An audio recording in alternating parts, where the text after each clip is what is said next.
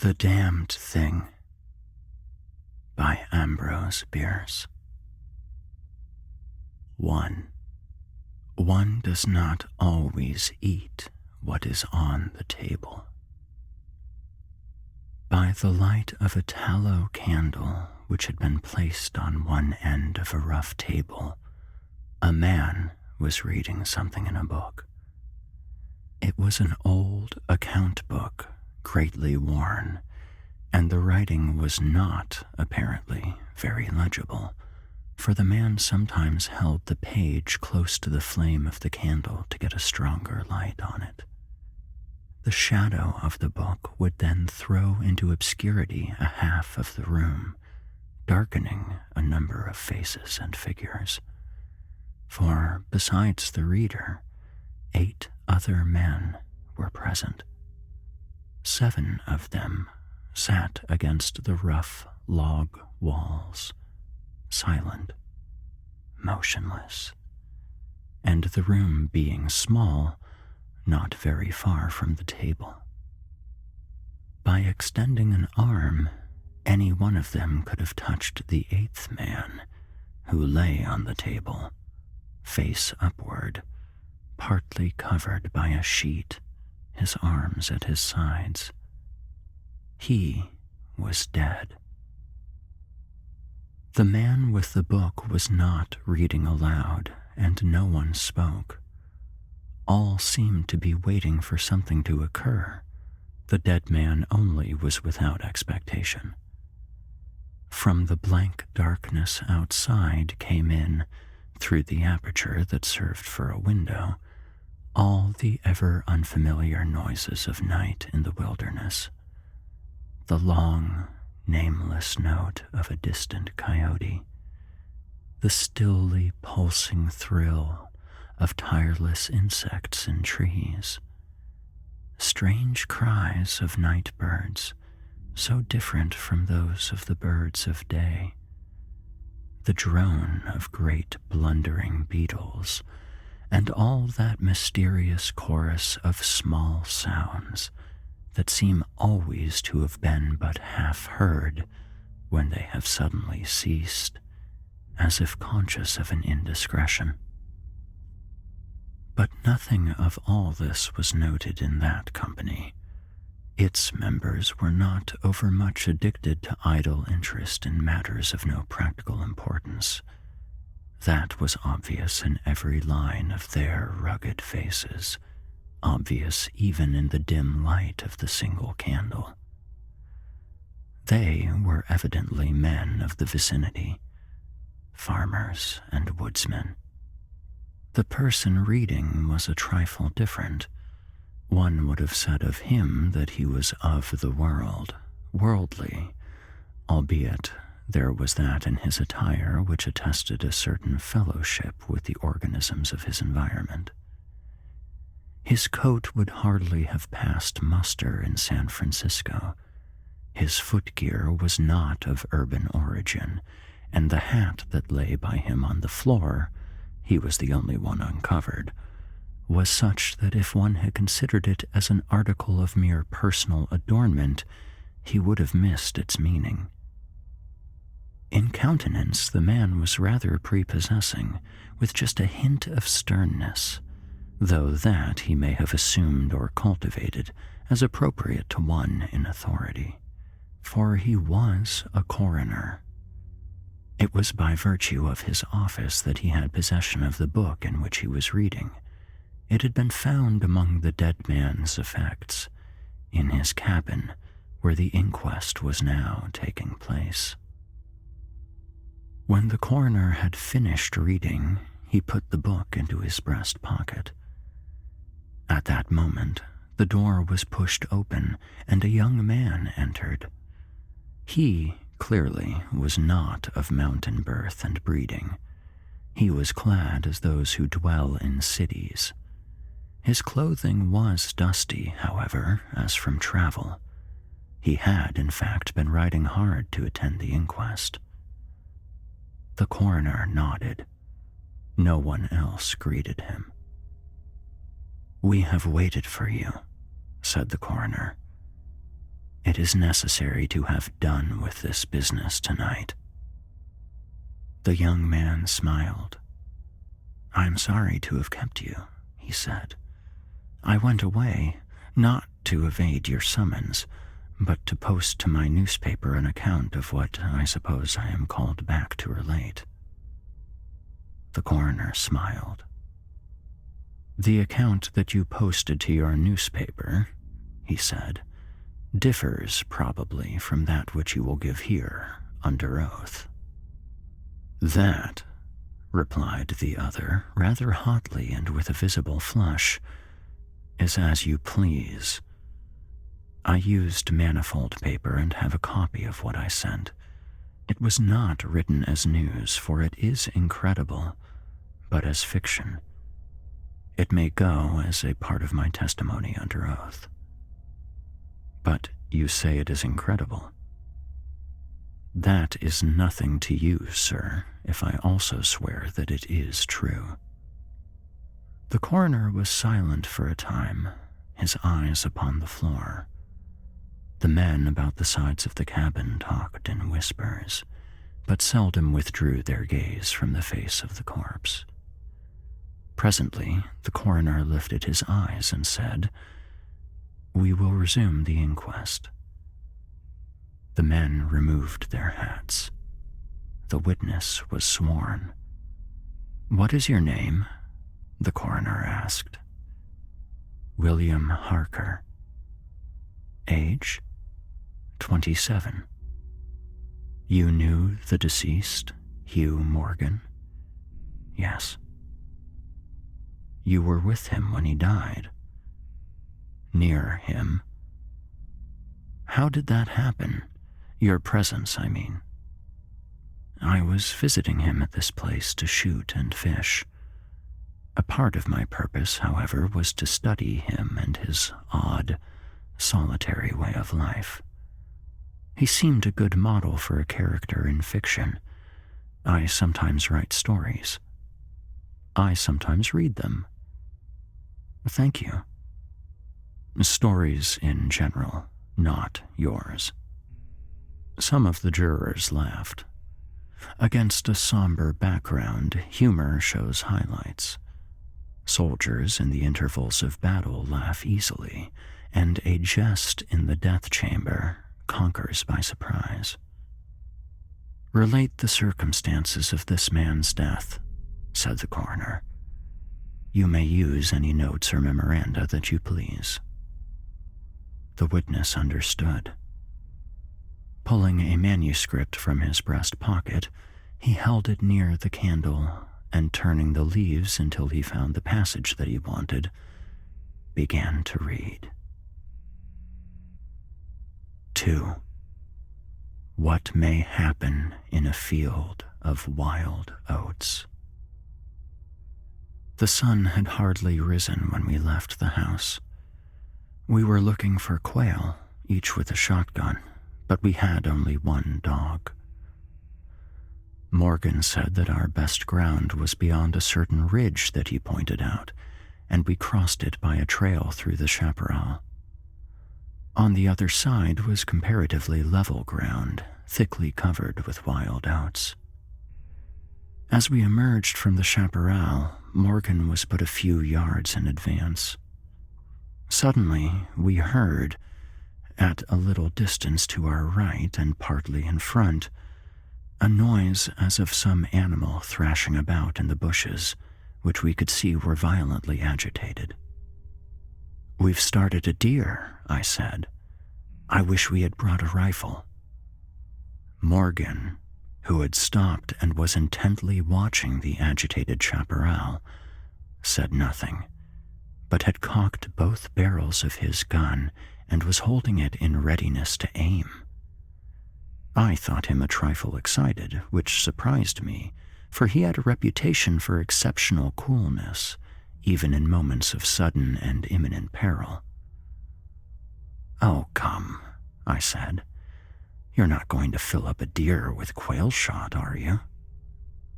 Still, he did not reply, but catching a sight of his face as he turned it slightly toward me, I was struck by the intensity of his look. Then I understood that we had serious business in hand, and my first conjecture was that we had jumped a grizzly. I advanced to Morgan's side, cocking my piece as I moved. The bushes were now quiet, and the sounds had ceased, but Morgan was as attentive to the place as before. "What is it? What the devil is it?" I asked. "That damned thing," he replied, without turning his head. His voice was husky and unnatural. He trembled visibly. I was about to speak further when I observed the wild oats near the place of the disturbance moving in the most inexplicable way. I can hardly describe it. It seemed as if stirred by a streak of wind, which not only bent it, but pressed it down, crushed it so that it did not rise, and this movement was slowly prolonging itself directly towards us. Nothing that I had ever seen had affected me so strangely as this unfamiliar and unaccountable phenomenon, yet I am unable to recall any sense of fear. I remember, and tell it here because, singularly enough, I recollected it then, that once in looking carelessly out of an open window, I momentarily mistook a small tree close at hand for one of a group of larger trees at a little distance away. It looked the same size as the others, but being more distinctly and sharply defined in mass and detail, seemed out of harmony with them. It was a mere falsification of the law of aerial perspective, but it startled, almost terrified me.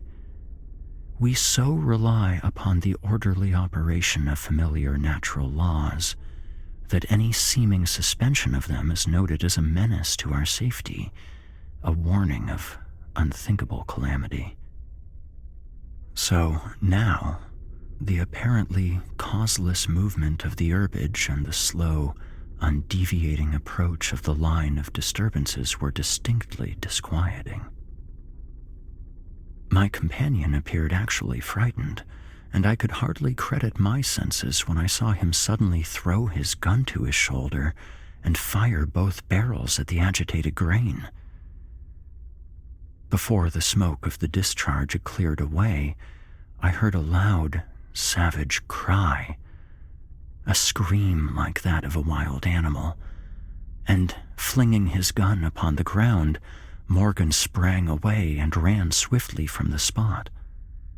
At the same instant, I was thrown violently to the ground by the impact of something unseen in the smoke, some soft, heavy substance that seemed thrown against me with great force.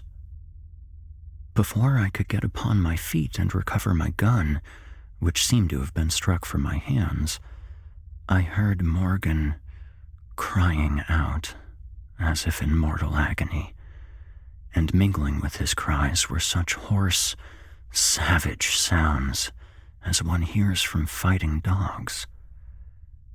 Inexpressibly terrified, I struggled to my feet and looked in the direction of Morgan's retreat. And may heaven in mercy spare me from another sight like that. At a distance of less than 30 yards was my friend, down upon one knee, his head thrown back at a frightful angle, hatless, his long hair in disorder and his whole body in violent movement from side to side, backward and forward. His right arm was lifted and seemed to lack the hand. At least I could see none. The other arm was invisible. At times, as my memory now reports this extraordinary scene, I could discern but a part of his body. It was as if he had been partly blotted out. I cannot otherwise express it. Then a shifting of his position would bring it all into view again. All this must have occurred within a few seconds, yet in that time Morgan assumed all the postures of a determined wrestler, vanquished by superior weight and strength. I saw nothing but him, and him not always distinctly. During the entire incident, his shouts and curses were heard, as if through an enveloping uproar of such sounds of rage and fury as I had never heard from the throat of man or brute. For a moment only I stood irresolute. Then, throwing down my gun, I ran forward to my friend's assistance. I had a vague belief that he was suffering from a fit or some form of convulsion. Before I could reach his side, he was down and quiet. All sounds had ceased, but with a feeling of such terror as even these awful events had not inspired, I now saw again the mysterious movement of the wild oats, prolonging itself from the trampled area about the prostrate man toward the edge of the wood. It was only when it had reached the wood that I was able to withdraw my eyes and look at my companion. He was dead. 3. A man, though naked, may be in rags. The coroner rose from his seat and stood beside the dead man. Lifting an edge of the sheet, he pulled it away, exposing the entire body, although naked and showing in the candlelight a clay-like yellow. It had, however, broad maculations of bluish black, obviously caused by extravasated blood from contusions. The chest and sides looked as if they had been beaten with a bludgeon. There were dreadful lacerations. The skin was torn in strips and shreds. The coroner moved round to the end of the table and undid a silk handkerchief which had been passed under the chin and knotted on the top of the head. When the handkerchief was drawn away, it exposed what had been the throat. Some of the jurors who had risen to get a better view repented their curiosity and turned away their faces. Witness Harker went to the open window and leaned out across the sill, faint and sick. Dropping the handkerchief upon the dead man's neck, the coroner stepped to an angle of the room, and from a pile of clothing produced one garment after another, each of which he held up for a moment of inspection. All were torn and stiff with blood. The jurors did not make a closer inspection. They seemed rather uninterested. They had, in truth, seen all this before, the only thing that was new to them being Harker's testimony. "Gentlemen," the coroner said, "we have no more evidence, I think. Your duty has been already explained to you. If there is nothing you wish to ask, you may go outside and consider your verdict." The foreman rose, a tall, bearded man of 60, coarsely clad. "I should like to ask one question, Mr. Coroner," he said. "What asylum did this your last witness escape from?" "Mr. Harker," the coroner, gravely and tranquilly. "From what asylum did you last escape?" Harker flushed crimson again, but said nothing, and the 7 jurors rose and solemnly filed out of the cabin. "If you have done insulting me, sir," said Harker as soon as he and the officer were left alone with the dead man, "I suppose I am at liberty to go?" "Yes." Harker started to leave, but paused, with his hand on the door latch. The habit of his profession was strong in him, stronger than his sense of personal dignity. He turned about and said, "The book that you have there, I recognize it as Morgan's diary. You seemed greatly interested in it. You read in it while I was testifying. May I see it? The public would like—" "The book will cut no figure in this matter," replied the official, slipping it into his coat pocket. "All the entries in it were made before the writer's death." As Harker passed out of the house, the jury re-entered and stood about the table, on which the now covered corpse showed under the sheet with sharp definition. The foreman seated himself near the candle, produced from his breast pocket a pencil and scrap of paper, and wrote rather laboriously the following verdict, which, with varying degrees of effort, all signed.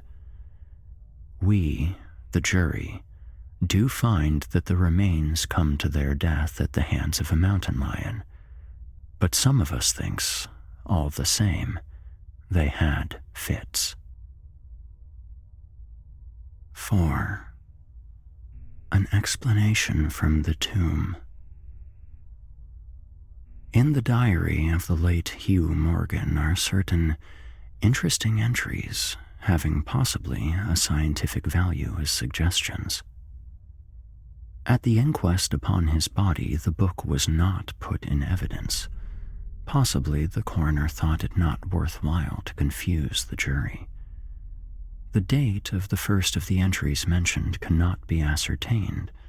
The upper part of the leaf is torn away. The part of the entry remaining follows. "Would run in a half circle, keeping his head turned always toward the center, and again he would stand still, barking furiously. At last he ran away into the brush as fast as he could go. I thought at first that he had gone mad, but on returning to the house found no other alteration in his manner than what was obviously due to fear of punishment. Can a dog see with his nose? Do odors impress some cerebral center with images of the thing that emitted them?" September 2. Looking at the stars last night as they rose above the crest of the ridge east of the house, I observed them successively disappear from left to right. Each was eclipsed but an instant, and only a few at the same time, but along the entire length of the ridge, all that were within a degree or two of the crest were blotted out. It was as if something had passed along between me and them, but I could not see it, and the stars were not thick enough to define its outline. I don't like this. Several weeks' entries are missing, 3 leaves being torn from the book. September 27. It has been about here again. I find evidences of its presence every day. I watched again all last night in the same cover, gun in hand, double charged with buckshot. In the morning, the fresh footprints were there, as before, yet I would have sworn that I did not sleep. Indeed, I hardly sleep at all. It is terrible, insupportable. If these amazing experiences are real, I shall go mad. If they are fanciful, I am mad already. October 3. I shall not go. It shall not drive me away. No, this is my house, my land. God hates a coward. October 5. I can stand it no longer. I have invited Harker to pass a few weeks with me. He has a level head. I can judge from his manner if he thinks me mad. October 7. I have the solution of the mystery. It came to me last night, suddenly, as by revelation. How simple, how terribly simple. there are sounds that we cannot hear. At either end of the scale are notes that stir no chord of that imperfect instrument, the human ear. They are too high or too grave. I have observed a flock of blackbirds occupying an entire treetop, the tops of several trees, and all in full song. Suddenly, in a moment, at absolutely the same instant, all spring into the air and fly away. How? They could not all see one another. Whole treetops intervened. At no point could a leader have been visible to all. There must have been a signal of warning or command, high and shrill above the din, but by me unheard. I have observed, too, the same simultaneous flight when all were silent, among not only blackbirds but other birds, quail, for example, widely separated by bushes, even on opposite sides of a hill. It is known to seamen that a school of whales basking or sporting on the surface of the ocean, miles apart, with the convexity of the earth between them, will sometimes dive at the same instant, all gone out of sight in a moment. The signal has been sounded, too grave for the ear of the sailor at the masthead and his comrades on the deck, who nevertheless felt its vibrations in the ship as the stones of a cathedral are stirred by the bass of the organ. As with sounds, so with colors. At each end of the solar spectrum, the chemist can detect the presence of what are known as actinic rays. They represent colors, integral colors in the composition of light, which we are unable to discern. The human eye is an imperfect instrument. Its range is but a few octaves of the real chromatic scale. I am not mad. There are colors that we cannot see. And God help me, the damned thing is of such a color.